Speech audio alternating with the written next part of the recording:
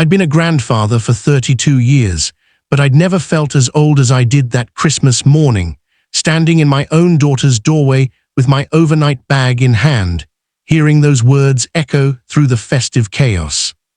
"Give my mill your seat or get out. Let me back up."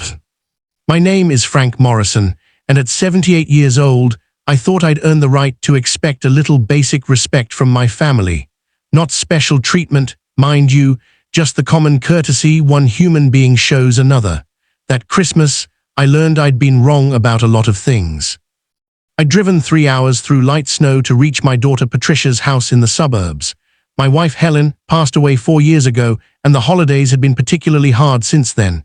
Patricia knew this. She'd insisted I come spend Christmas with her husband Tom, and their 2 teenagers. "Dad, you can't be alone on Christmas," she'd said on the phone, her voice thick with concern. "We want you here. The kids would be devastated if Grandpa didn't come." So I came. I arrived around 10 in the morning, arms loaded with presents I'd spent weeks selecting. A new tablet for my grandson Jake, who was into digital art. A vintage record player for my granddaughter Emma, who developed a surprising love for vinyl. A cashmere scarf for Tom. And for Patricia, a locket containing a photo of her and Helen from when she was just 5 years old.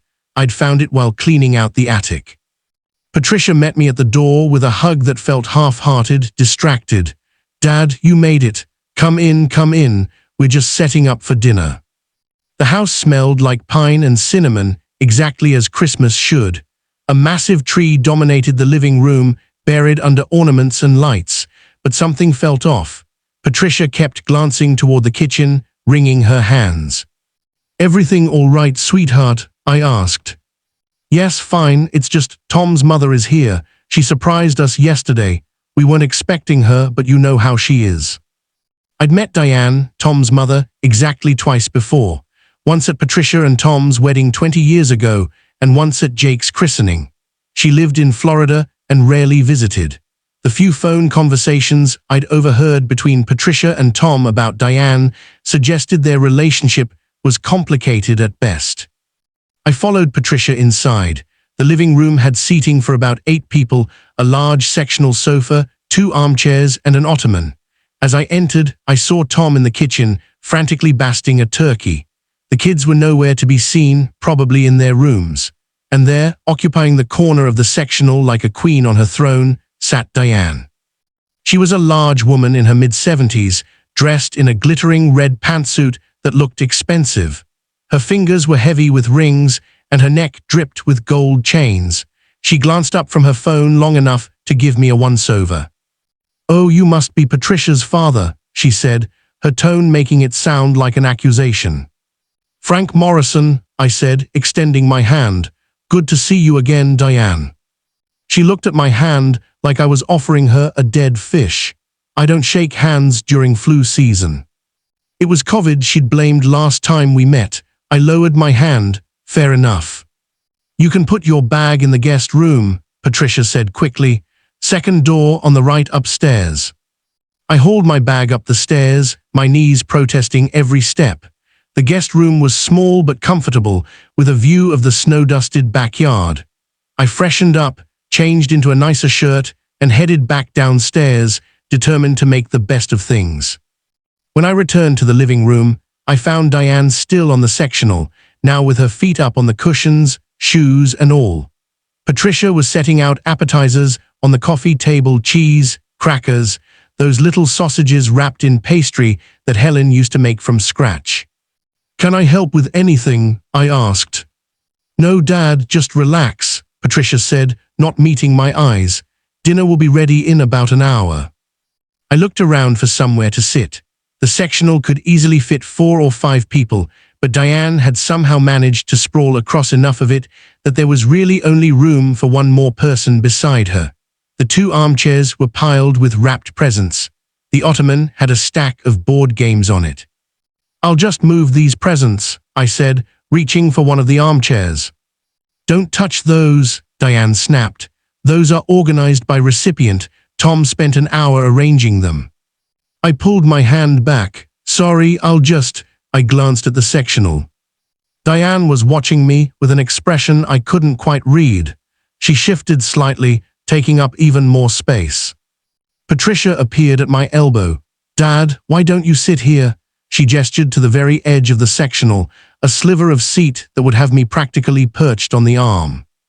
"I'm not a proud man, but I'm also not a contortionist." "That's all right, I'll just grab a chair from the dining room." "The dining room chairs are all set for dinner," Patricia said, her voice taking on an edge. "Please, Dad, just sit down."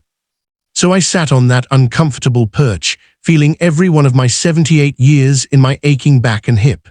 I tried to engage Diane in conversation, asked about Florida, about her flight, about her plans for the new year.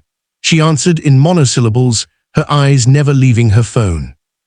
30 minutes passed like this. Tom emerged from the kitchen periodically, greeting me with apologetic smiles but saying nothing. The kids finally came downstairs, gave me quick hugs, then disappeared again. And Patricia kept hovering, anxious, checking her watch. Finally, Diane spoke up. "Patricia, I'm getting uncomfortable. This couch doesn't have proper lumbar support. I need a different seat." "Of course, Diane," Patricia said immediately. She looked around the room helplessly, then her eyes landed on me. "Dad, would you mind?" "I'll get a chair from the dining room," I said, starting to stand.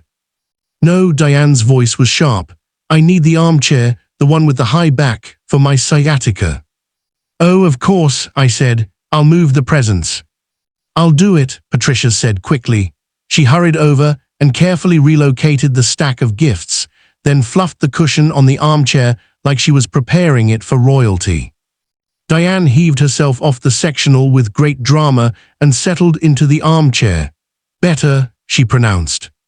I moved to the spot on the sectional she'd vacated, finally able to sit properly. I was there for perhaps 90 seconds before Diane spoke again. "Actually, this chair is too firm. Patricia, I need more cushioning." What followed was 15 minutes of Patricia running around, fetching pillows, adjusting them behind Diane's back, under her feet. And through it all, I sat on that sectional, watching my daughter transform into someone I didn't recognize. When Diane was finally satisfied with her throne, she looked at me. "I'd like to stretch my legs. I need the ottoman." The ottoman was still covered in board games, and it was on the opposite side of the coffee table from where Diane sat. "I'll move these," Patricia said, gathering up the games. "Actually," Diane said slowly, a calculating look in her eyes, "I think I'd be most comfortable back on the sectional, with the ottoman pulled close, and I'll need to lie down because of my back." I understood immediately. The sectional was L-shaped. If she lay down along the long part with her feet on the ottoman, there would be no room for anyone else except on the short section, which was the uncomfortable perch I'd occupied earlier. "Dad," Patricia said, and I heard something break in her voice. "Would you mind?" "I'll take the dining room chair," I said quietly. "They're set for dinner." "Then I'll stand." "You can't stand for an hour, Dad. Your hips." "I'll manage." And that's when Diane smiled, actually smiled. "This is ridiculous, Patricia, tell him." "Dad," Patricia's face was flushed. "Diane's had a long flight. She's our guest. She needs to be comfortable." "I'm comfortable standing," I said. "You're being stubborn." "I'm being practical. It's fine, Patricia." But it wasn't fine. I could see it in Patricia's eyes. Shame, frustration, something ugly working its way to the surface. Tom had appeared in the kitchen doorway, watching with the expression of a man who'd given up fighting a long time ago. Diane shifted on the sectional, sighing dramatically. "Some people just don't understand hospitality," she said to no one in particular. "In my day, we respected our elders." The irony wasn't lost on me. Patricia's face went red. She turned to me, and I saw her mouth open, saw the words forming, saw 20 years of whatever dynamic she'd built with Tom and Diane come to a head. "Give my mill your seat, or get out." The words hung in the Christmas-scented air like icicles.